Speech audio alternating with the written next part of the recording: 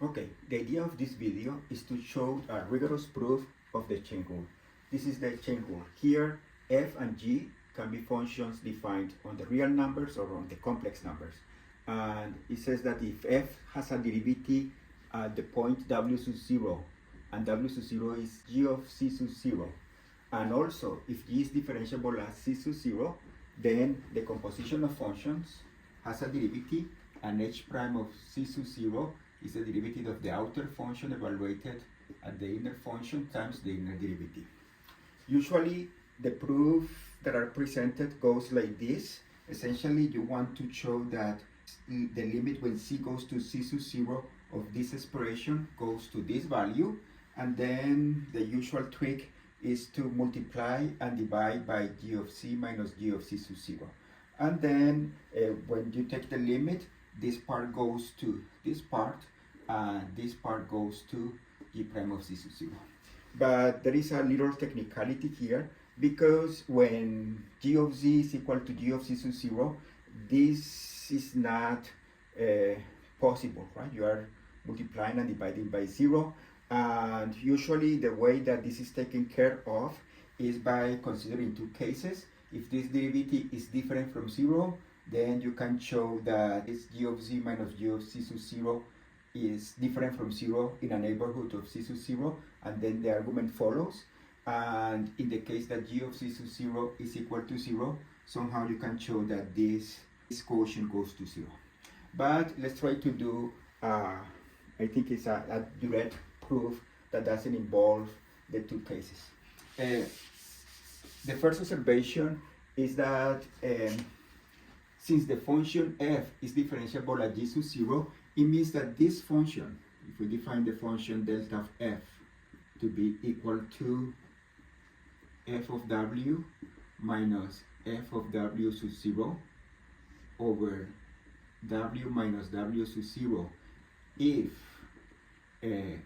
w is different from w sub 0 and equal to f prime of w sub 0 if w is equal to w sub 0, this function is continuous. Thus, notice that this function is well defined everywhere, because the only possible issue is if w equal to w sub 0, but in that case it's defined as f prime of w sub 0, and the definition of derivative says that the limit of this expression when w goes to w sub 0 is equal to f prime of w sub 0, and essentially the fact that the function is differentiable is equivalent to say that this function, which is defined everywhere where f is defined, this function is continuous. Then we have that this function is continuous. By the same reason, we have that the function delta of g equal to g of c minus g of c sub 0 over c minus c sub 0 if c is different from c sub 0 and defined as g prime of c sub 0 if c is equal to c sub 0. This function is continuous. Same reason, because we are assuming that the derivative of g exists as c sub 0. And what we want to show is that this function given by f of g of c minus f of g of c sub 0 over c minus c sub 0 if c is different from c sub 0 and f prime of g of c sub 0 times g prime of c sub 0 if c is equal to c sub 0. We want to show that this function is continuous at c sub 0. Then we have the continuity of these two, and we want to show the continuity of this. And then the proof is just this observation.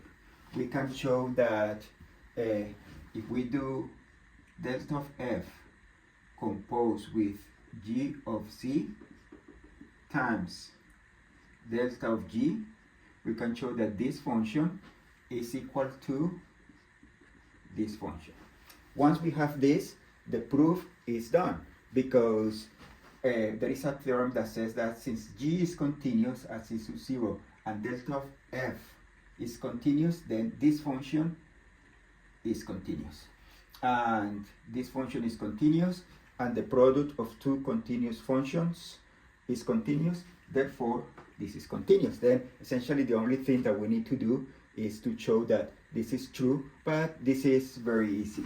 Essentially we just consider cases. Notice that in the case that C is equal to C sub 0, we have that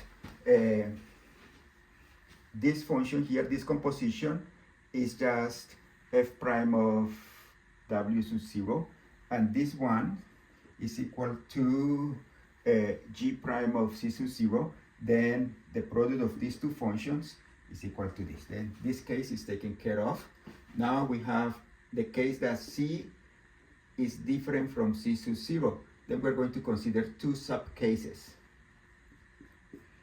If g of c is equal to g of c sub 0, we are assuming that c is different from c sub 0, but the sub-case that g of c is equal to g of c sub 0, then this function here, since g of c is equal to g of c sub 0, then this function is just f prime of w0.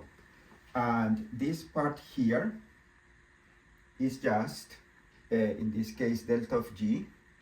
Since c is different from c sub 0, but g of c is equal to g of c sub 0, then this function is just 0. And on the other hand, this function here, since c is different from c sub 0, but g of c is equal to g of c sub 0, then we are in this case, and we can see that since g of c is equal to g of c sub 0, the function is equal to this expression, which is also equal to 0. And in the case that g of c is different from g of c sub 0, then in this case, we clearly have that this is equal to this, because this quotient, the g of c minus g of c sub 0, is different from 0. Then we have the trick at the beginning. This is a quotient and this is a quotient.